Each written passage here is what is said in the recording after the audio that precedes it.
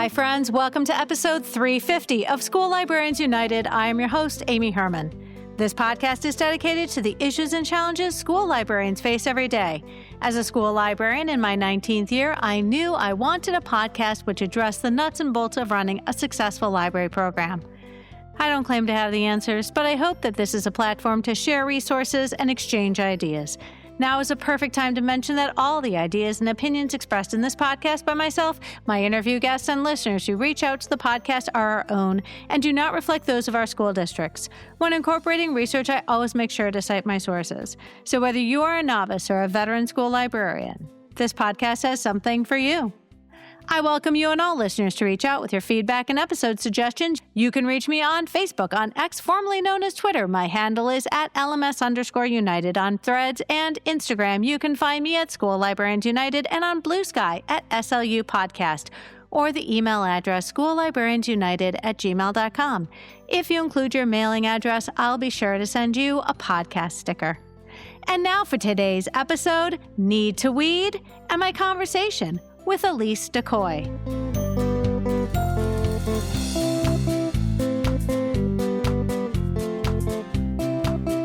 Elyse DeQuoy, welcome to the podcast. Well, thanks for having me. Looking forward to it.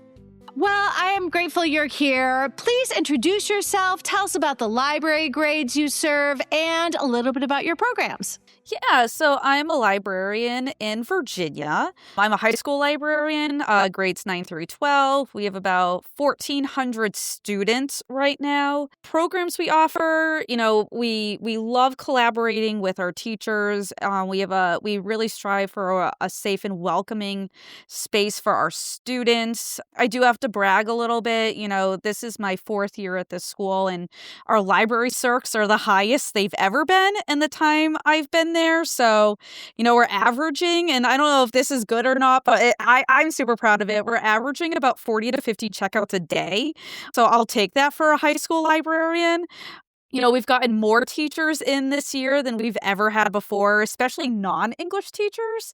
So we love it. I think I have the best job in the building. So when people ask me what I do, I proudly tell them I'm a school librarian.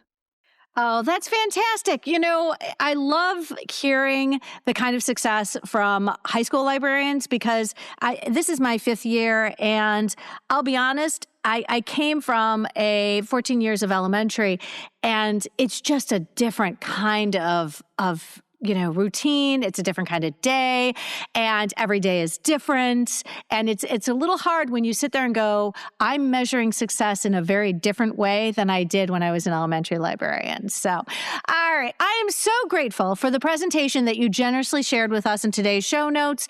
The last time the podcast recorded an episode on the topic of weeding was, in fact, in April of 2023.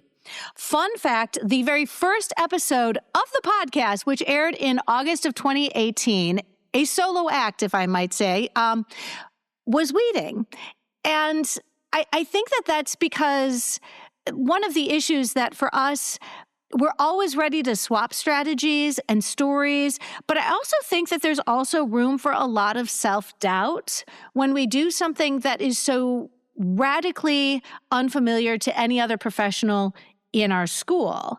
And we honestly we're allowed to question what we do, but when you start to let all that doubt creep in, I think we need to remind ourselves that we are doing what we need to do to best support our entire school community when we weed.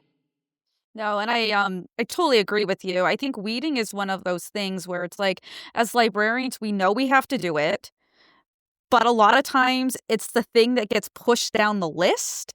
There's so many other things that kind of are like, take priority, or it's an immediate thing that needs to be taken care of.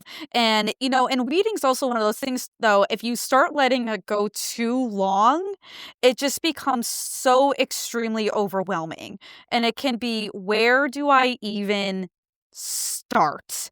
So, and the other thing that's tough about weeding, and I think, Amy, you would agree with this, it's probably one of the more visual things we do, in that when there's a physical thing that's taken off the shelf and there's room that's left. And it's people just get really, they don't necessarily understand why books need to be weeded. So I'm looking forward to having this conversation with you, because weeding is one of the most important things we can do. And there's an article I've read recently that I'll talk about probably later in the podcast, that this is a form of advocacy for us as well. So yeah, looking forward to it. I always found it hard. I always was wrestling with it's as professionals, we know that we owe it to our readers to weed, to provide the best collection we can. And that requires pulling things and getting rid of them. And then it's sort of like, but we're also, soliciting more funds from our administrator. We're always hoping, how do I get more money? How do I get more money to do what? To buy books. Wait, aren't you throwing away books? Like, wait a minute. Like, you can't be the same person. The same person who wants money to buy more books is the same person who is then turning around and oftentimes very quietly throwing books away, which somebody before you did purchase with money from the school. It's this like vicious cycle, and you don't want your administrators to appreciate what exactly is going on, because if they did, they would very likely turn around and say, what's the point of giving you money? You're just going to throw away the books. Well, yeah. Well, that's where hopefully our listeners listening to this episode will walk away with some ideas on how they can answer those questions or provide the data needed to in a sense justify this. Because let's be honest, weeding is all about kind of like you have to be able to justify why you are weeding a certain book or section, or because not everyone speaks what I call librarian language. There's usually one person in the building that speaks librarian, and it's you. And part of our job is trying to translate librarian to other languages that are spoken by people in our building. So hopefully we'll get some ideas today on how to do that as well. I've done a couple episodes about how to work with your administrators, and there's a great deal of administrative jargon that if you throw into those, emails, you will definitely get the attention of the person reading. And, if you can incorporate some of their goals and their jargon into the emails you're sending them, it always proves to be, at least you get their attention. You may not succeed in what you're trying to do, but you'll get their attention for sure. Solve one of their problems, and they will be likely to answer your emails, or at least read them, for Pete's sakes. All right. So today's conversation focuses on a presentation you recently gave at the Virginia Association of School Librarians annual conference in November. Can I ask, because I'll be honest, I did not have the benefit of sitting in the audience for this, but I knew I needed to speak to you about having this conversation at a later date. Can you give me an idea? What was sort of the vibe in your room when you were giving this presentation? Yeah, I feel like first off, a session like this is such a nerd librarian topic. I mean, it's clearly something that's only going to be at a librarian conference. Let's be completely honest. Only librarians can get excited about, yes, a weeding presentation. So, people who wanted to be there, a lot of them, I feel like a presentation like this sometimes. So I've been a librarian for 15 years. I think it sometimes is it's important for us to take a step back and be like, oh, what are the basics of our job? So a lot of the feeling in this room, there were a lot of librarians in there that they had inherited a library. A lot of times they were either this is their first librarian job ever, and they've inherited a library. And I have been here numerous times that the previous librarian, God bless them, for whatever reason, left a collection that was extremely overly loved. And I always try to take a step back. I don't know what that librarian before me was going through, what they had been asked to do. But, it's overwhelming as a first-time librarian walking into your library and realizing that the collection hadn't been touched in I don't know how many years. So for our session, there were a lot of questions and a lot of feeling I'm not sure what to do. And I think one of the important takeaways was there's no right or wrong way to do this. At the end of the day, and again, I'll say this numerous times because this is my philosophy. At the end of the day, every single decision we make as librarians should be through the lens of what is best for our students. And what could be best for my students may not be what's best for someone else's students, given their environment or their needs or what happens in their building. So it's always important to take a step back and just be like, okay, so I heard about this librarian doing this at this conference or on this podcast or something. Is there a way I can maybe take this and adapt it, tweak it for what's best for my students? And again, what always might be best for your students may not be what's easiest for us. It may not be what's the most traditional. It may not be what we heard about in library school or whatever. So, and that's okay. Like, I was fortunate. I went to ASL in 2023 down in Tampa, and I wish I could remember the session. I wish I could remember the librarian. So if you're listening to this, I give you a shout out. I'm sorry I don't remember, but she started this session with there's no such thing as the library police. Like, someone's not going to come into your library and be like, that's not how we do things. Or, and I think for me, that was such a wake-up call because it's like we sometimes think we get stuck in this box or this mindset of this is how it has to be done. And it doesn't have to be that way. Like, no one's going to come into your library, and chances are your admin's not going to come into your library and be like, that's not how things are done, because they have no idea how you do your job. Let's be like, the only person that's stopping you is you. So it's okay to do things that aren't how it's always done. And I think that really changed my outlook on weeding, honestly, is it's what's best for our students and what is it that they need on our shelves and how do they need that? Because that's a conversation my co-librarian I had when we were really weeding is it okay to do a digital shift? Does it all? And so, yeah, this is all stuff that got brought up.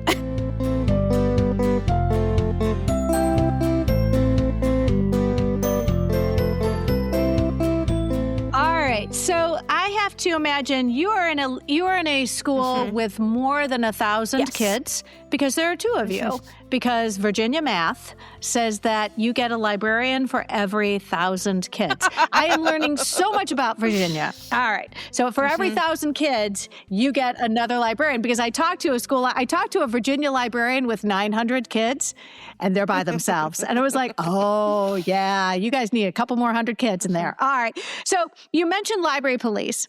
And I'm going to tell you what that reminds me of.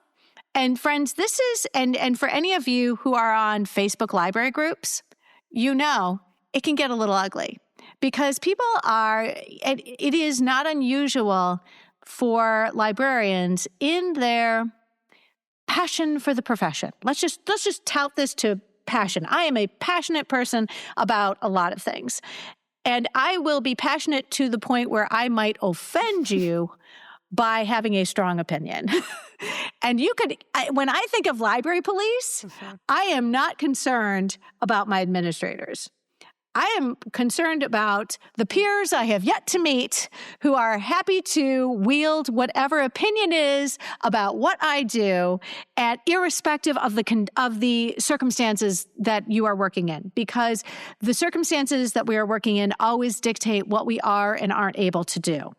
And so I've seen some very harsh exchanges on library Facebook because it is so easy to render a verdict when you don't appreciate the other librarian's set of circumstances. I love that your title of your session and this episode ends with a question mark, because like you said, it's one of those things that if we don't do it, there's sort of something that's happening quietly in the background. But the title of your session, Need to Weed, ?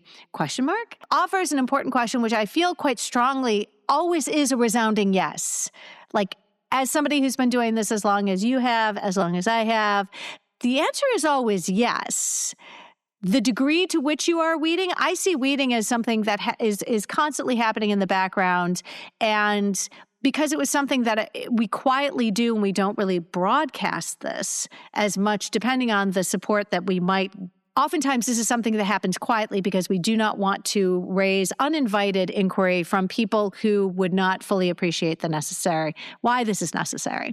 But it's not unusual for me to add to the pile every single day because I'm in my day-to-day, I simply see things and go, yeah, these are not going to stay on the shelf, and I'm going to quietly put them on the back counter. Nobody needs to know what that pile is for, but I know what it's there for. And because I'm the only one here, I don't have to explain myself. I totally agree with you because, it's I feel like it's something we need to train ourselves on, and it's not the automatic go-to. Like, perfect example is we're working on a book order right now, and we came across a new book about the brain, and we have a lot of students that do research at some point about, like, either, the brain itself or how the brain ties into, like, sleep or something like that. And so we were asking ourselves, do we need this new book coming out about the brain?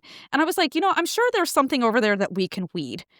I'm sure there's something over there that we held on to because we didn't have anything else, because let's be honest, we all have books on our shelves that were like, well, we can't find anything else about, the Industrial Revolution, and we feel this need to hang on to, like, we need to have a book about the Industrial Revolution, which we'll talk about later, that I've come to the point where I don't think we do. But, well, we can't find anything else, so I guess we'll hold on to this book that has black and white pictures, and so we can say we have it. Weeding is always something that is, as you're buying books, as your students ask for stuff. So, yeah. I love your opening disclaimer slide. I've seen other librarians do a disclaimer slide. It's not unusual for me to get up in front of a group of people and absolutely have a disclaimer slide. But it's interesting because you mentioned shame. And I think it's very likely that every library has sections that are in desperate need of weeding, and sometimes really ruthless weeding, like very aggressive weeding. But I agree that we should never feel embarrassed about this. It's hard because we represent the space that we oversee and everything in it. And of course, because many of these issues require money, they require time, or they require both. So those kinds of fixes aren't instantaneous. And school librarians have always had areas of their collection which have required a massive overhaul, and this takes time and money. And we are far more tuned into what we see and looking at it with that critical lens. Yes. So I mentioned shame in the disclaimer because I am, in all honesty, openness, I am one of those librarians that sometimes I do feel shame, especially because like you said, Amy, our space is representative of us. There's nothing like when a student comes to ask you if you have books about a certain topic, and you go to the shelf and no, you don't. And it's almost like it's like painful to be like, no. It's like, and then and for me, I can't help but take it personally because it's like, okay, how did I miss that? How did I not realize we didn't have any books about biology and for like lack of a better example? So I think weeding is one of those things too, where when you can walk by a section and it just looks bad, and you just are like, I want to get to it, but I need the time, or I don't, or there's other pressing issues. And I put that in there because that's not what we're here to talk about today. This isn't to make you feel bad. This isn't to make you feel like you're not doing your job, because you are. You're doing the best you can with whatever situation you find yourself in. I'll never forget, Amy, I was an elementary librarian for 7 years before I went to the high school level. And the county I was in at that time, I had roughly 600 students. I was by myself. I did not have an aide. For 2 years, I was between two schools, so I had two collections. And there was a point where it's like, I didn't have time to weed. Between teaching 6 classes a day, doing a morning duty, doing an afternoon duty, at some point, books had to be shelved, right? I mean, like, I was turning 1,000 books a week, roughly. It's like, weeding kind of was like, at least there's something on the shelf. And so this isn't to shame you. This is to hopefully give you some encouragement, give you something to maybe even like gnaw on over time. That's one of my things I always tell people in my sessions. It's okay that if there's not a quick takeaway, even if it's something you gnaw on over time, that's okay. Like, this is a safe space. No one is judging you.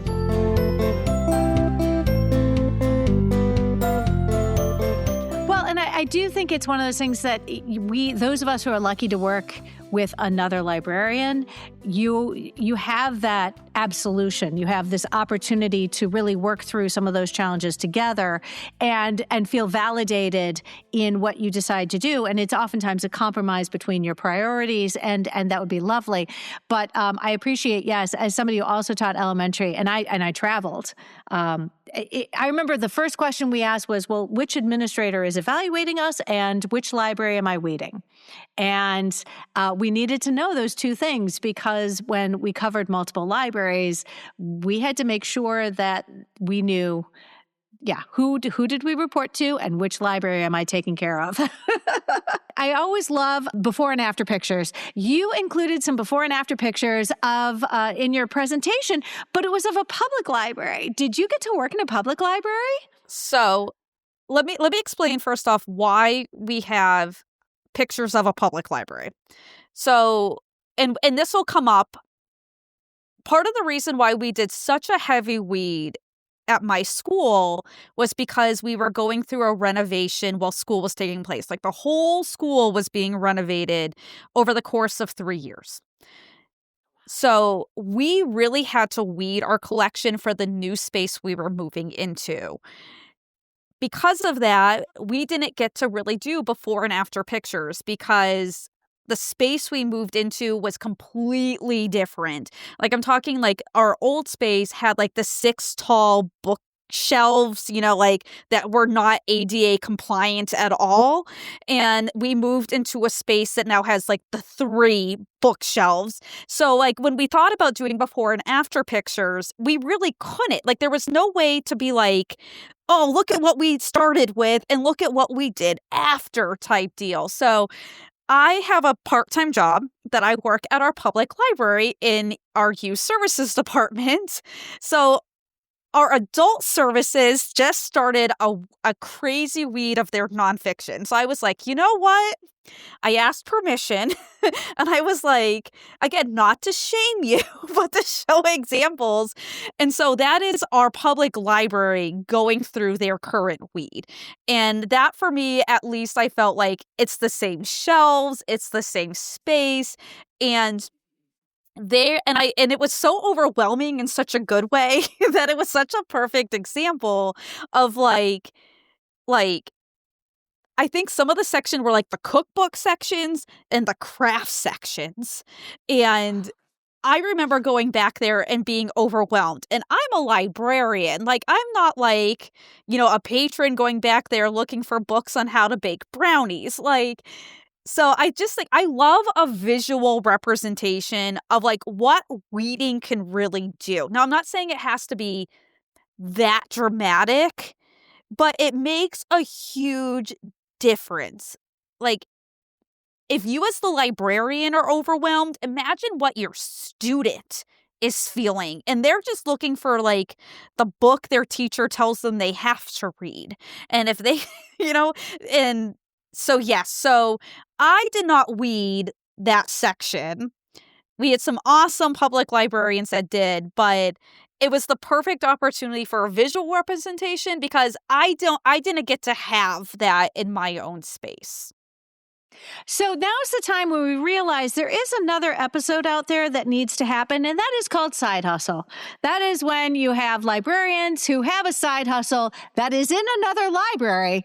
And I'm not going to lie, I am fascinated. If I did not have this podcast, I would definitely have considered maybe I should just in my spare time work at the public library, because, and I'm not kidding, there is a public library branch that is less than a block from my house. I can actually see it. I can see the top of the building over the house in front of me, and that's the public library, because that was my public library growing up. And I would cross 2 streets and I would be at my public library. I was like, I could absolutely work here as a side hustle. Oop, no, I can't. I've got a podcast. You know what's crazy is I can see the library I work at from my house. Like, I walk there during the summers. So if you want, we can always do another episode, because I will tell you, it has kind of changed my mindset on some things working in public world along with school world, because I think sometimes I get so immersed in school world that the public library world, and I don't want to say dealing with the public, so I don't know if that's the right term to use, but dealing with non-school or seeing, it is a very interesting dichotomy, and it has changed my mindset on things. Like, the digital divide is a real thing. Like, in school world, we have our own unique things, but the digital divide truly is a real thing. Like, that's just one of my biggest takeaways. So I'm always open if we want to talk that topic too. Yeah, no, I really think that there's a whole different kind. I mean, I gotta say, it really would enhance and give me a much greater sense and appreciation for the impact that we have on the immediacy of our students, because we are where they are every day. But then looking at the larger community, the writ large, when you're talking about homeschooling, you're talking about you're working with grandparents raising children, you're dealing with people who are you become far more tuned in to circumstances which you might not be privy to when you work with students in a classroom setting. So no, definitely. You shared some stats about your own personal reading journey. You basically reduced your collection by 50%, which, I'm sorry, but that's a good thing. That's a transformative thing. Am I right that you were motivated both by the average age of the collection you inherited and obviously because there was a move? There was an upcoming move on your calendar. Yes. So, couple of factors. So, my co-librarian and I think was a good thing. So, in full disclosure, before I came to my current school, I had never worked with another librarian. My county was small enough that even when I went to the high school in that county, we only had about 700 students. So, I was by myself. So, going into this, that was one of my learning curves and experiences, is how do you work with another librarian? Going after, for the first 11 years of my career, it was on me if it was going to get done. So my co-librarian and I, we started in our current school at the same exact time, to which I think that was a good thing, because there wasn't the other librarian who had previously been there. Like, and because sometimes that can be a hurdle. Like, we were able to carte blanche weed the collection without knowing the background. Sometimes I think that's one of our hurdles when we go to weed, is like, well, we're the ones who bought the books. Or we think it's, if it's something that we bought and it hasn't been checked out, we think it's like a referendum on us, and it's not. It was just a purchase that was made that maybe wasn't the best purchase, and it had really good reviews and you could justify the book, but that didn't mean our students wanted that book, and that's okay.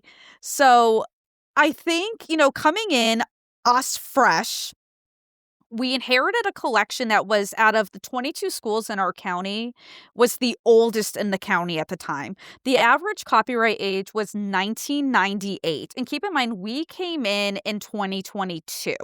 So we were looking at a collection that was 25-ish years old average. The nonfiction was probably the worst. Our average was 1995 in nonfiction, and that is not very good, especially considering that these are books that are supposed to be factual, true. We want students to use it for research. We want teachers to want to use the materials, and it's really hard to convince a teacher to use your materials when they're that old. That's always something you can say to an admin. And if they're like, why are you getting rid of blah, blah, blah? Well, because if we want a science teacher to use our materials, they can't be from 2001. And I sometimes posit it as a question back to them. Well, if you were a chemistry teacher and the book I gave you was from 2001, would you want to use it? And a lot of times when you posit something like that as a question to them, it kind of, I think, clicks in their brain a little bit more than you telling them. And one of my best examples I use with teachers, depending on how old they are, okay, let me say this book was published before 9/11. And a lot of times that's like, oh. So that's what we were kind of starting from. We had a collection that was older than 9/11. Changes need to be made. With that said, we were also getting ready for a move in which and this is where I think this was helpful, our administration knew we were going to have to get rid of materials because they were not buying us the shelving space that we had in the current library. So our administration knew we were going to have to get rid of materials in order to fit into that new space. So I think that was another positive in our advantage to justify weeding to people who maybe do not understand why we had to do that. So we started with about 15,000 books when we first came in. We were given shelving space for 10,000 books. We ended up getting it down to about 85 to 9,000 books. And I was telling Amy, before we started, when we moved into the space, that was meant for 10,000 books with our, 8,600 books or so, we had 4 shelves left at the end of it because, when the decisions were made about the shelving, we tried telling them we don't think that's going to be enough. Oh, yeah. Oh, it will be. And yeah, so there were a couple of factors. I think our age worked in favor for our weeding, and us physically moving played a huge role. So yeah, we really cut the collection in half. It was a project.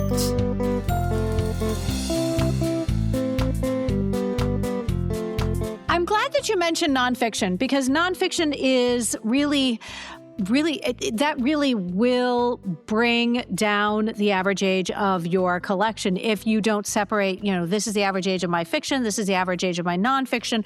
It's really hard to throw out nonfiction books when that information isn't going to change anytime soon. Your history books on World War II are not going to get updated with new books on World War II. But what has helped me tremendously, because I am in charge of picking the database that we will subscribe to each year, and for us, it's Gale High School. So we have to pay for our subscription to Gale High School. And oftentimes, when I look at weeding my nonfiction collection, I say, hey, can this information be extracted from Gale, from Gale High School? Because I'll tell you what, it is far easier for me to get a student to use this information in the Gale database than it is for me to get a student to carry this book around, which, like you said, most likely has a copyright date that precedes 9/11. And so, no, it makes a lot of sense, especially if you can point to a resource that's a digital resource, which, given our little digital natives we're supporting, might be an easier sell, and then shift some of that attention.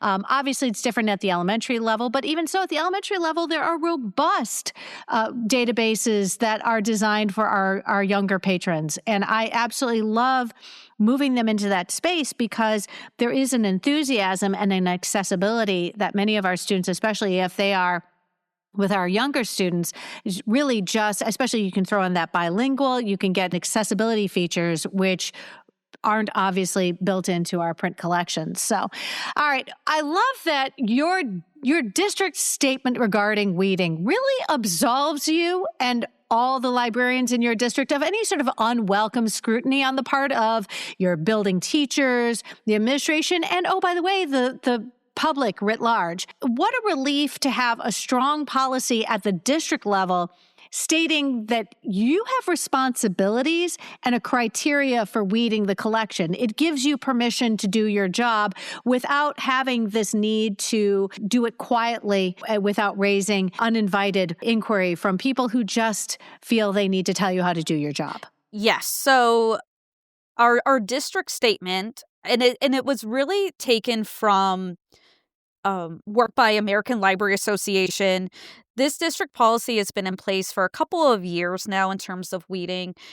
And I know not every librarian has something in writing. I encourage you, even if it's not on a district level, because let's be honest, every district is different. Every district has their own politics at play. Every district has their own power structure and organization. And so if you're listening to this, you're like, well, my district doesn't have a policy and that probably will never happen. Don't beat yourself up, but maybe adopt something for yourself. Like, one of the things we have done in our district is we as librarians have worked on a procedural manual, and we're very important to call it a procedural manual, because don't call it a policy. Policy is what is adopted by your school board.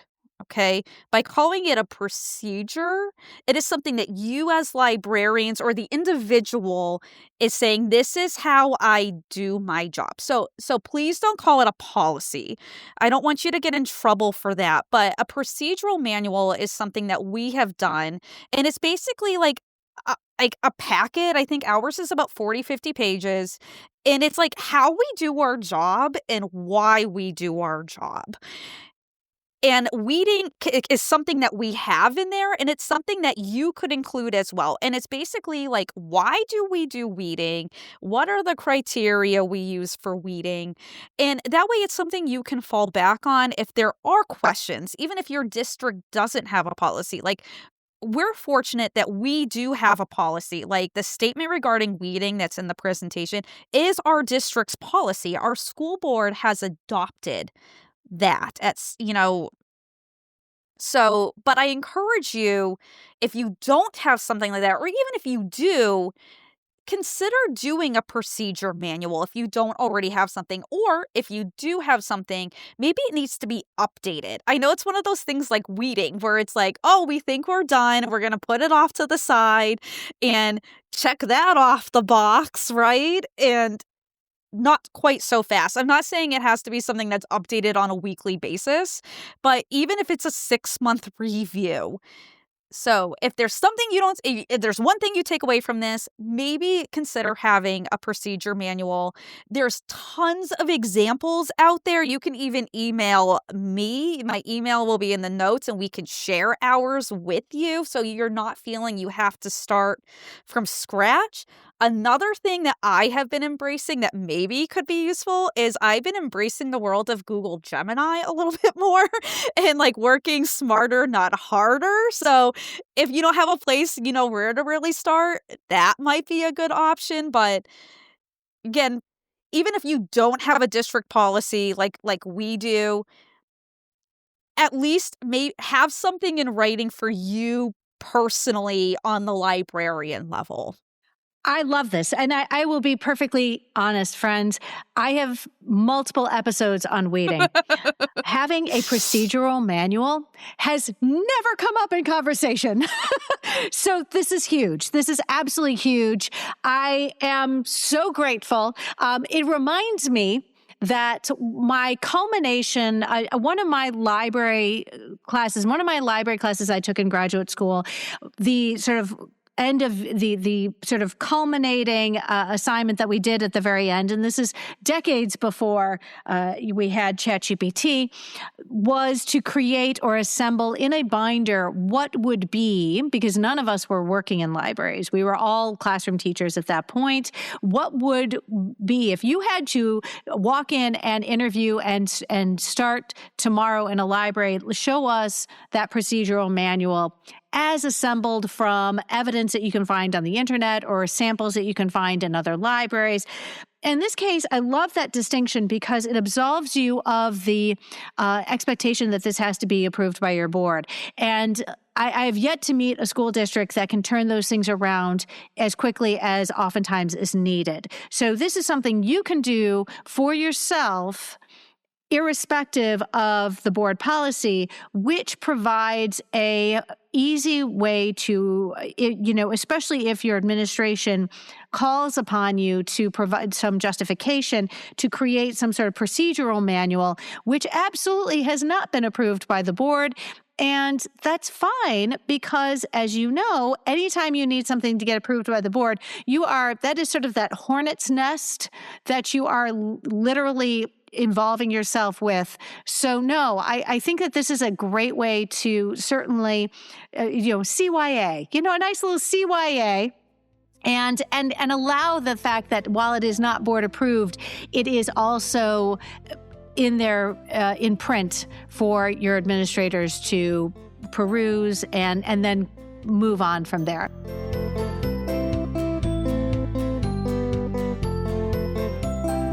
You mentioned a slash and burn approach. I think you've started to describe some of that. For me, oftentimes I do what is opposite a slash and burn approach, which is quietly and discreetly move one or two titles from every single, as I spend my day. I pull things and I create an armload full of things, which quietly are going to go sit on the back counter in my workroom because I know that those books are getting weeded. I'm not declaring it. I'm not announcing it. I don't have a cart that says, dispose of ASAP.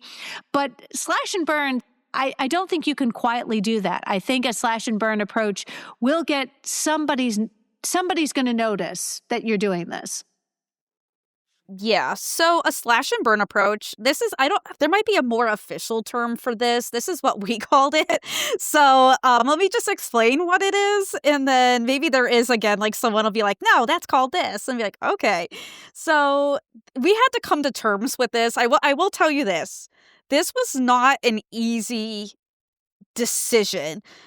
This was like something that kind of, again, going back to like what Amy, like you just described about how you weed, this kind of goes against everything we've kind of have been taught, best practice, however you want to describe it.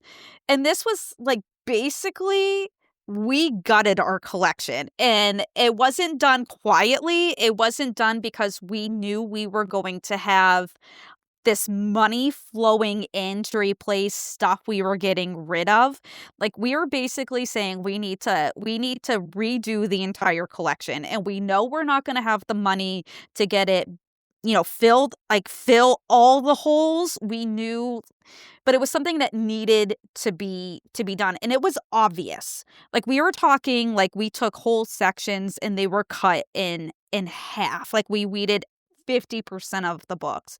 But again, I think we were given leeway to do that because of our move that was coming up. People knew we were going to need to like dispose of materials in order to fit into the new space. And I think I'm all for looking at the bigger picture and how can I use what is going on, for lack of a better term, to my advantage, or to justify things I know I need to get done that maybe I would not be allowed to do otherwise.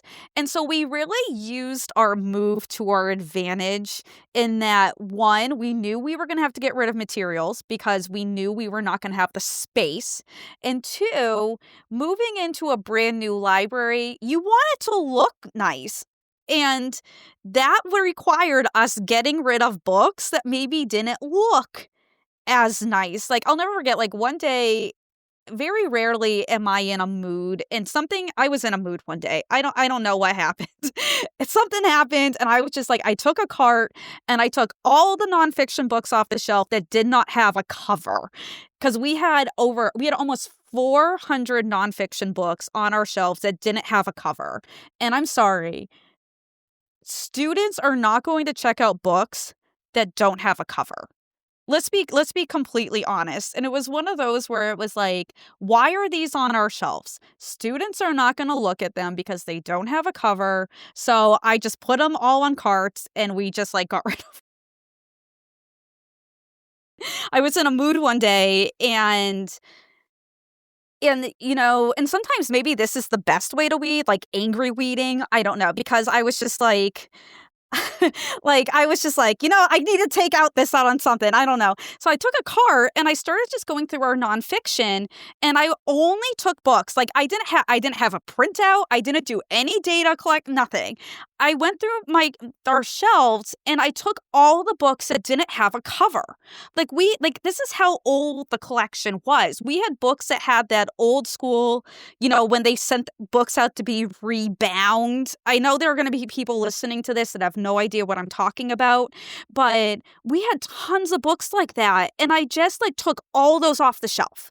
I was like, no student, again, looking through the lens of what is best for our students, no student is going to look at a book that doesn't even have a cover. If you don't even know what the book is, they're not going to look at it. They're not, it could be the best book ever. Let's be honest. They're all we all look at the covers first. So I took all those books that didn't have a cover, and I was just like, we can't have them. There's no point in keeping books on our shelf that our students are not going to use just because of how they look.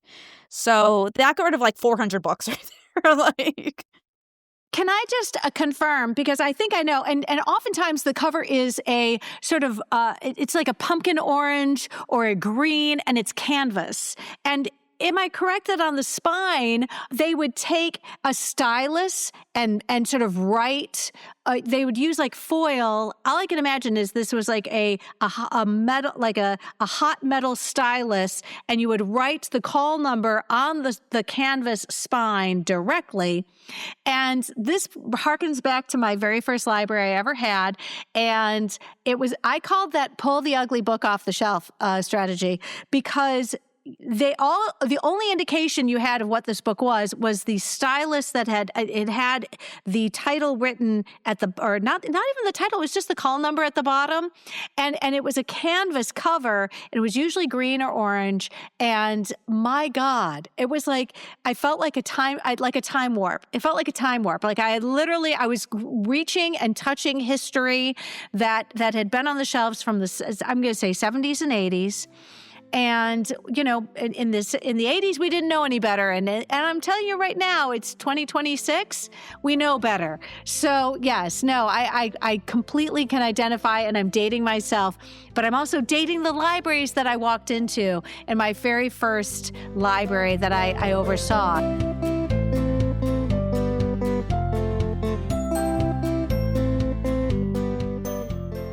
Elyse, you have motivated me to the point where all I want to do when I walk into work tomorrow, Monday morning, is to start weeding like a slash and burn. I'm very energized, and now all I want to do is really work on my collection and make sure it is the one that our students and staff deserve. You've obviously poured a great deal of your professional investment in becoming quite adept at weeding and making that kind of impact on your collection. But what advice can you give to listeners who are tuning in who just feel like this is something that just isn't that important? I implore you that it is important for a number of reasons. One, we want to have a collection that our students want to use. One of the things, and I know every state is different. Hey, I did my master's up in New York, where school librarians are not mandated. I'm fortunate in Virginia we are.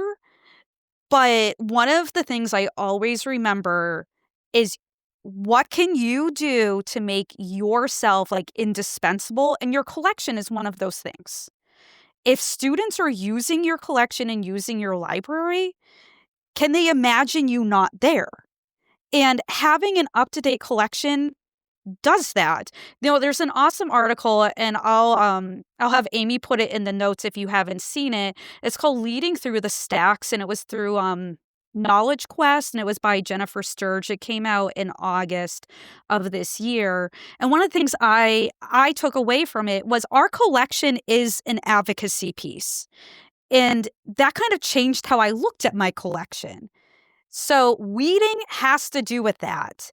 Your weeding gives you up-to-date materials. Going back to what something you said earlier, Amy, your weeding can bridge a gap to your digital resources. Perfect example was we moved all of our country books. They were out of date, and we didn't even have a conversation about, do we replace them? Do we have $5,000 to replace our country books? No, but you know what we do have? We have World Book Online that has the whole country thing. Now, granted, we have backtracked a little bit in that we have bought country books for our EL kids from countries where they live from, but we didn't need to replace all 150 country books because we have a digital resource that we can then point to our students and to our staff. And that's money coming out of your budget as well. So it gives you an opportunity to start using all your resources. Another thing is that it really helps with is it helps get your teachers. We asked our teachers, what do you use? And some of our teachers didn't even know we had books in the library that were about their topic. And it led to conversations with them that maybe didn't stick to books, that maybe was, how else can we help you in what you're doing? Because I don't know how it is in other schools. We inherited a library that I think a lot of our teachers didn't know non-English teachers could use. And we've gotten science in, we have social studies in, we have business in, we have ag in now. So that led to conversations about what are materials we can offer that would help you. And the last thing I kind of want to leave with is any weeding you do will make a difference. I know like the example I have is completely unrealistic. Let's be honest that we had a year and a half to weed our collection. And we had support, let's be honest, to do what we did. Again, looking back when I was elementary, I couldn't have done that. I wouldn't have had the time. But any weeding you do will make a difference. Even if my goal is I'm going to choose one shelf a month and I'm going to weed that shelf. Even if it's you go through that shelf without running reports and you're like, this book has been overly loved and it's tore up and I need to get rid of it. This book has black and white pictures. Just even basic things like that. One of the another thing that I loved about the Leading Through the Stacks was what's the author's intent behind the book as well. And that was something I had never really thought of. Again, if you just take one shelf a month, your students will notice. They will tell you, oh, it looks so much better. And the data will show. That's the other takeaway, I guess, I'll end with. Data, because your administrator, that's what their world revolves around. If you want to talk to your administrator, you need to maybe get uncomfortable and run the data. If you use Fall at Destiny, Tidal Wise reports are your best friends. And if you're not sure how to use it, contact your Follett rep or another librarian in your district. And they will walk you through how to use it. It will show you that average copyright age. You can break it down into the Dewey categories by tens. You can break it down into your fiction.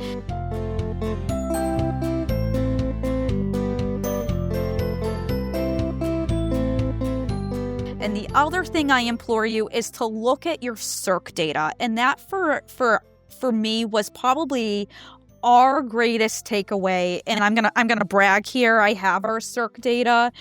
So when we went through and we ran our circ data and we compared it, and again, numbers are what speaks louder than anything else, okay? And again, what's also tough is I wish we could compare to before we moved, but I think it's really hard to compare an old space to a new space, especially given that everything looks newer. And that makes it, let's be honest, that makes a difference, okay? Like if the bookcases are new, So between November 2023 and November 2025, we had a 177% increase in our circs. And I wish I could say it was just because we weeded. Again, we're in a new space. We're in a different location. There's a number of factors, but we had a 261 increase in our nonfiction. And I will also disclaim, we genreified our nonfiction when we moved. So that probably plays a role too, that we got rid of Dewey and we went into category genre nonfiction.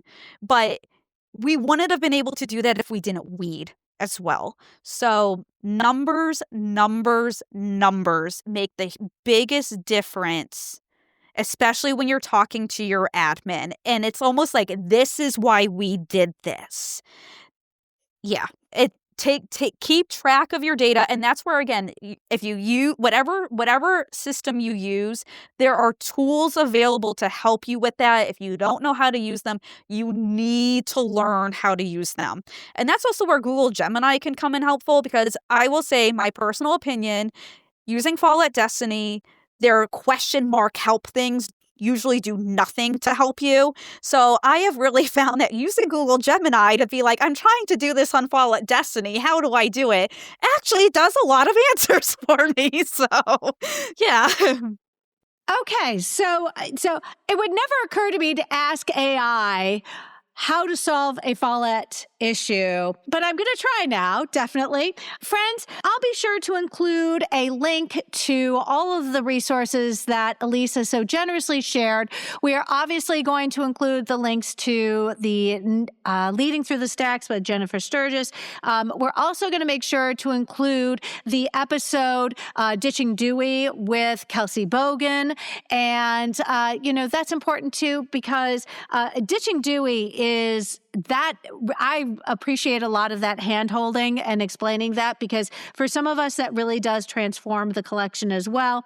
I got to tell you, angry weeding is a strategy I'm excited to use. Angry weeding, I'm going to embrace that as a strategy. And then last but not least, a procedural manual is one of those things that I think it sounds like an expert idea that should be included in all of our spaces. Again, let's reach out and make sure you reach out to Elyse. Elyse has been incredibly generous with her expertise and with her resources. Elyse, thank you so much. I love that it is January. So many of us are setting New Year's resolutions and also goals for our spaces in general. And you've given us a lot to work with. This is fantastic. Well, thank you so much for having me and letting me talk again, like probably one of the nerdiest topics, which is weeding, but it's something that is so important and then gets overlooked so many times. But I encourage you, please, if anything you need, please don't hesitate to reach out to me. You all have my email address. We're in this together. This is our network, and we're here to help support and learn from one another. So anything you need, please don't hesitate. And Amy, thank you for this amazing podcast you put together. Like it's such an awesome learning opportunity and helping us try new things and expand new things. And you keep doing what you're doing, girl. You're doing awesome. Like, Happy New Year. Elyse, listen, and friends, you know that you're always welcome to use the podcast as PD. I have a lot of school librarians asking, hey, can I use this for PD? And I was like, talk to your administrators. The yes is always the answer. And oh, by the way, it's free. Yay! Free and customized and convenient. You absolutely should. Happy New Year, Elyse. Thank you so much. And I am excited for our paths to cross in the future. Thank you. You too.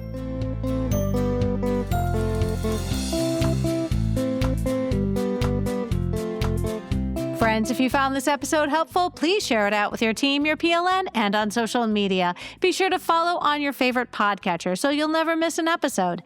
And if you really like listening today, consider leaving a review wherever you listen to podcasts. Reviews help others find us. If you're curious to know how often your state or country has been featured on the podcast, then simply click on the link, which can be found in our show notes. Search title, author, state, and country, and do a Command F search. I hope this is the year you consider being a guest on the show.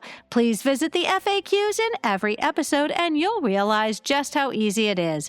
We all have something to share. Make 2026 your time to shine. The topic of our next episode is unrestricted checkout and book policies, and my conversation with Maura Madigan and Kim Siegel. I hope you will tune in.